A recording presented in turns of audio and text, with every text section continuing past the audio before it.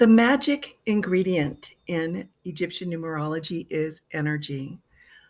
Numbers are a vibrational energy, or more accurate, they are light codes. And light codes carry information and energetic code used to guide you on your life journey. Hello and welcome. I'm Sara Bachmeier, the author of Egyptian Numerology, Emergence into the Fifth Dimension, and The Path of a Wounded Healer. Liberation is for the asking. In Egyptian numerology, we observe the universal law of attraction as an important component when interpreting the progress of your ascension path. Your personal numbers explain the structure of your soul's life contract, which is what you signed up for to experience in this incarnation before birth. And this includes your gifts, abilities, path, lessons, and your soul purpose, and so much more. But it is your energetic vibratory rate that determines the quality by which you attract and receive everything in your life. And this includes people, places, circumstances, events, and things in your life that are essential for your spiritual evolution. Egyptian numerology finds it necessary for you to raise and maintain the highest possible energy field to help you build an extremely successful life during your spiritual journey here on earth. Egyptian numerology works with your higher self to interpret your soul contract in a way that helps you break free from self judgment and offers you a perspective that will either encourage, confirm, or challenge you to understand yourself as the powerful, magical, and the mystical person that you truly are. Right now, at this time on our planet, we need you and your energy to upgrade the global vibration. We need you to heal at the speed of light, truth, and soul power, keeping in mind that nothing changes if nothing changes. And what you're not changing, you're choosing. You have control over what you attract and receive through your thought process, which is triggered by your beliefs. If your beliefs are not in alignment with the universal laws, then your experiences will be limited. If you are listening to this video, it's not by chance. You are receiving the divine message to move forward and into your soul power and purpose. This is your sign, your omen, and your green light. I want to share with you something that I've been personally experiencing and investigating. I've been watching the biological tax that occurs when we, as individuals, choose to hold on to grief, sadness, disappointment, and even anger for longer than a minute. These threefold emotions can bring down your energy field faster than any other feeling, and all of your feelings are reactionary to your thought process. And your thought process is a result of all of the beliefs that you buy into. Prolonged attachment to these defense mechanisms and feelings creates an opening for unwanted dark entities to slip in and take control over your light force.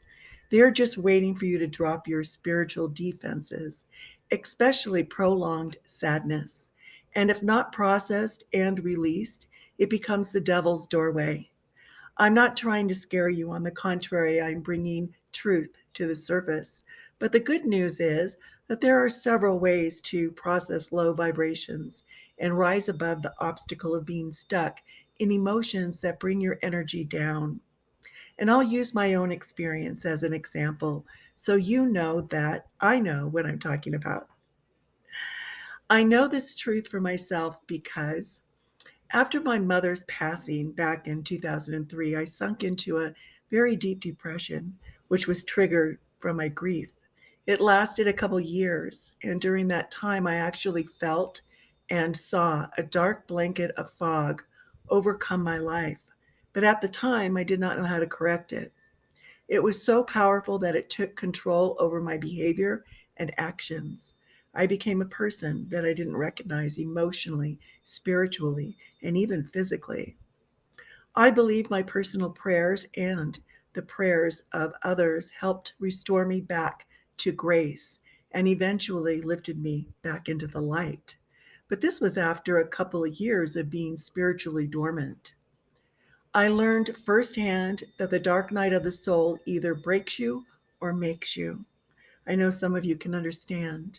My main problem was, and still is at times, the inability to adjust to loss. Whether this is stemmed from childhood trauma in the form of unprocessed feelings of abandonment, rejection, and betrayal, or it was carried over from previous lifetimes consisting of the same emotional baggage. So, after my mother died of cancer, I lost my identity, meaning that I struggled owning who I am without her in my life.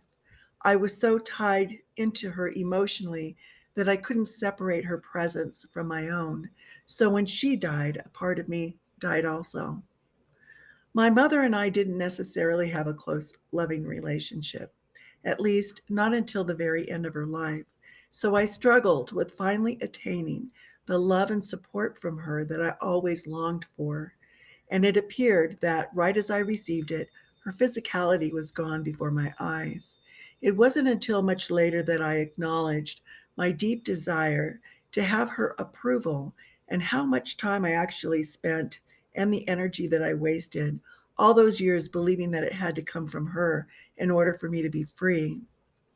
Through this experience, I now believe that some wounds are just too deep and painful to overcome by ourselves.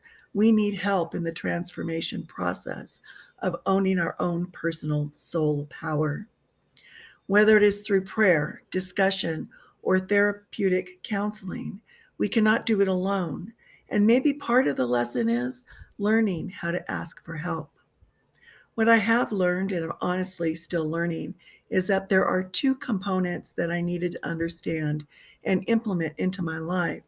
And I found them in the Buddhist teachings. One is non attached appreciation, and the other is the universal law of impermanence. They seem to go together hand in hand. I was willing to see that my disappointments and anger stemmed from my buried feelings of being hurt. By eventually appreciating the closeness that I was able to obtain from my mother at the very end of her life, I let go of wanting more and not receiving it from her. The acceptance of the fact that nothing lasts forever allows me to face my fear of loss that led me to cling onto the illusion of permanence. My lost inner child finally matured into the adult that I am today. Now, this wasn't easy. I had to face some very tough questions. How can I love without being attached? How can I appreciate life without clinging? How can I surrender to the law of impermanence when I'm scared? And most of all, what beliefs am I buying into with my energy that keeps me a prisoner to my absolute resistance of letting go? Emotional maturity taught me to observe the seasons in nature. The only constant in our lives is change. Nature is one of our greatest teachers. And truly, what would happen if summer didn't yield to fall? Even the rhythm of my breath teaches me how to receive when I inhale the light and let go of resistance through the exhale. Intention plays a central role in the spiritual life. We must be free from the greed for pleasure, which is clearly the cause of much of our suffering in life. Greed is desire out of control. Our intention does not need to be free from desire itself, but only free from the extremes of craving, clinging, and attachment. We must use our intention by breaking our minds free. In this higher aspect of intention, we use our minds, or in fact, we train our minds in the practice of meditation, reflection on the law of impermanence, and on how clinging and grasping can create suffering. We realize that our craving for pleasure and our hatred of pain can sometimes become an addiction. We have the ability to choose one moment at a time not to run away from pain by drowning it in impulsive behavior and pleasures. Eventually, it becomes clear that pain is not the enemy, but rather an inevitable byproduct and part of life's journey. By embracing both pleasure and pain as momentary experiences and not clinging to either one, we establish a more constructive relationship to life in general. Being in a state of gratitude helps defy the addiction to attached appreciation. The key to the universal law of impermanence states that everything is constantly changing, both inside and outside of ourselves. All sensations, emotions, thoughts, feelings, moods, experiences, and relationships are impermanent. They have a beginning, a middle, and an end. Only our energy lives on. By learning, seeing, and experiencing life as energy and tapping into our energetic biology and biography, we free ourselves from the law of permanence. By doing this, we agree to the course of nature and connect to the eternal flow of spirit. We are participating in the permanent nature of our soul. Otherwise, we live in a world of loss, change, and instability. In a world where everything is constantly being pulled beyond our grasp, clinging and grasping always results in rope burns and the unnecessary suffering that it accompanies. By implementing these laws in my daily life, I freed myself from the grief and sadness of not only my mother's passing, but from present and future energetic downfalls. I can learn to appreciate the present moment as perfect, exactly the way that it is. I can gratefully accept my path and the beauty of the relationship that I had with my mother without clinging to the outcome. I can surrender my need to get more from her than what she was capable of giving me at any given time. Knowing that her life is not exempt from the universal law of impermanence allows me to keep her alive energetically. I can feel her presence in everything that I do. Otherwise, I am unrealistically expecting and waiting for more of these things that keep me suffering. Source exists in universal laws and is always giving us people, places, things, situations, and events to help us learn them. Birth and loss, beginnings and endings, and the change of the seasons and tides, all of life abides through universal laws, and only the energy of unconditional love transcends impermanence. It is rather easy to shine in the dark, but to glow in the dark, now that's mastery. If you need help working through sensations of sadness, grief, or disappointments, contact me. I can help you. Don't let the illusion of permanence and attached appreciation bury you under the unlimited joys in life.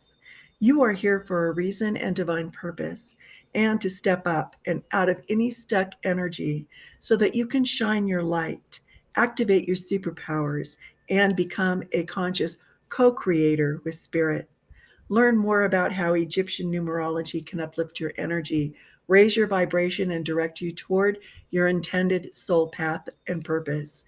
Visit www.egyptiannumerology.org and check out our services. I hope you have a joyful week. Namaste.